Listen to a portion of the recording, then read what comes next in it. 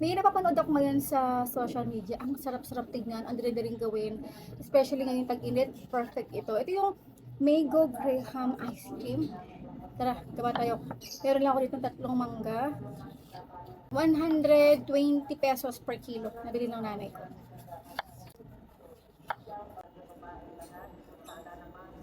Dalawang all-purpose cream, tag 250 ml.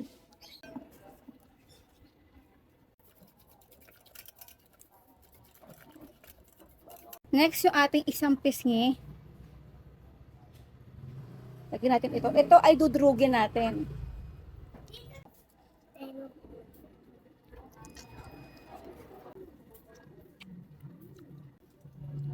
Haluin natin. Okay, syempre, para mas sumasa pa yung mangga, meron ako ditong condensed milk, mango flavor. Optional lang ito, medyo nakukulangan ako sa kulay. Food color yellow. Tapos, yung natirang pisngi kanina, ito hindi natin ito dudurugin. Ihahalo lang natin. Sarado. Sarado.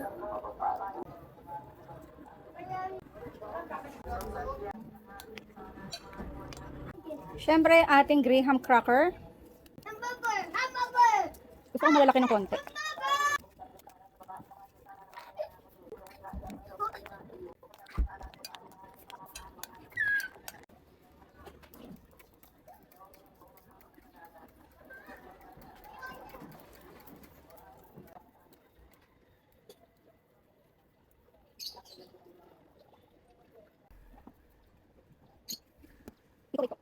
Syempre, lalagyan natin ito sa freezer, mas maganda kung overnight. Natin yung ating mangga. Ay! Ay! Ang chunky ko.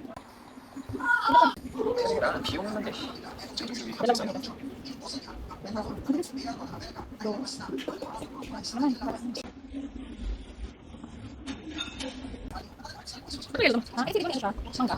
Pero sa liquid. Sana ayaw lang tatlo. Oh. Ah, ice cream! Hindi mangga. Hindi.